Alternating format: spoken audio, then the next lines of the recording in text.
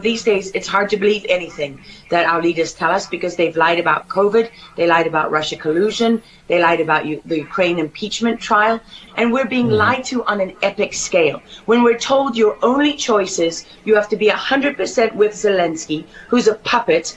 The Daily Mail has a very interesting story that's saying that Vladimir Putin essentially may be running out of bullets, that he might have a week and a half, 2 weeks max. He's losing warplanes, tanks, all the rest of it. He obviously went into this thinking he was going to bulldoze his way through Ukraine. He's obviously caused a lot of destruction. Don't want to minimize the fact there's over 2 million refugees. But this has not gone as well as Vladimir Putin expected. I don't buy it for a second, Ed, I'll be honest with you. I really think that there's so much misinformation. We've never really seen anything like it. I mean, I've been covering wars now for 35 years. We're being corralled into this box where we either have to hate Vladimir Putin and believe everything evil that's said about him and love Ukraine, and there's no in between. And that reminds me a lot of, you're either, a white supremacist, or you go with the Democrat narrative on everything under the sun. So Vladimir Putin knew exactly what he was doing when he went into Ukraine. The Russian military isn't perfect. They do have difficulty mounting complex air operations because they do very little training hours in comparison to, for example, the United States. What Russia has done from the very beginning has been very strategic. They didn't go straight to Kiev. They went to all those bioweapons laboratories that are scattered all over the country. Some of them they built, so they know where they are. They've known where they are since the Soviet Union, because under the Defense Threat Reduction Program, we went in after the fall of the Soviet Union and supposedly turned those facilities from bioweapons labs into public health labs. Although, these days it's hard to believe anything that our leaders tell us, because they've lied about COVID, they lied about Russia collusion, they lied about the Ukraine impeachment trial, and there's so much more going on in Ukraine that nobody is talking about. You see such dishonesty when it comes to the history of Ukraine. You see dishonesty when it comes to the Azov Battalion, which is funded by the US and NATO. I mean, you can find pictures of them online holding up the NATO flag and the swastika at the same time. Their own emblem contains the black sun of the occult, which was a Nazi SS emblem.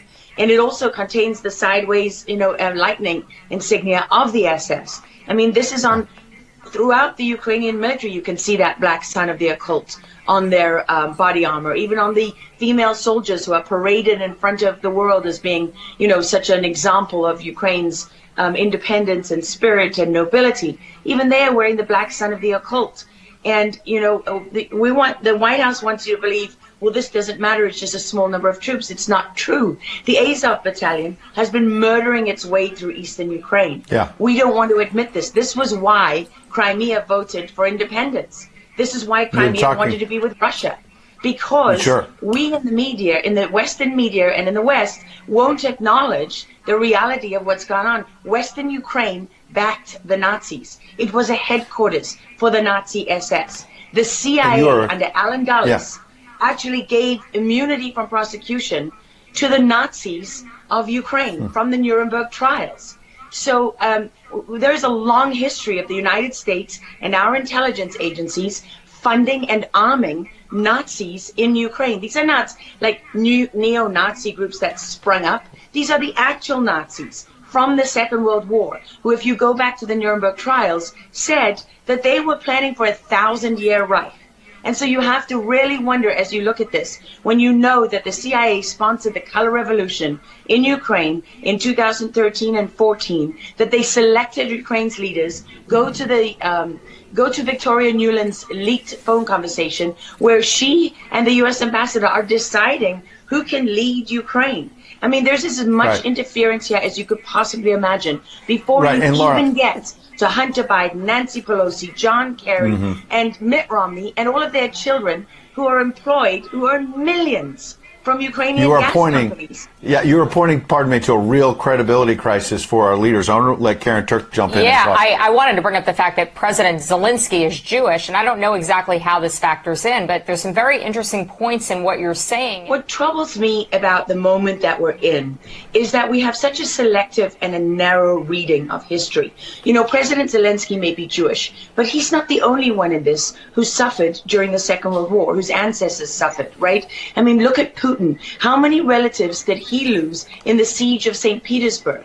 People don't know their history. They don't know what made Vladimir Putin. And I'm not I'm not defending him. I don't need to defend Vladimir Putin. My job as a journalist is to try to understand what is the truth here. I don't like being lied to. And we're being lied to on an epic scale. When we're told your only choice is you have to be 100% with Zelensky, who's a puppet. And I mean, Zelensky was selected, like so many of our leaders, to pretend that this war is about Russia and Ukraine is just a barefaced lie.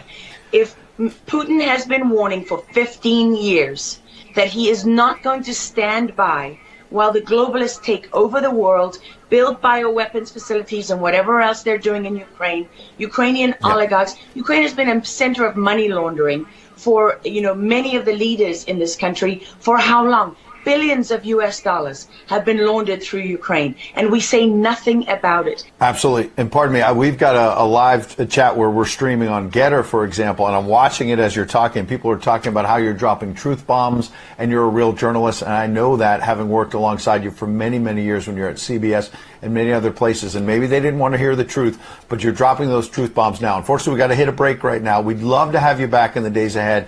We love having you on. Lara Logan, thanks for joining us on Real America's Voice. Thank you so much. All right. Well, we'll certainly have her back.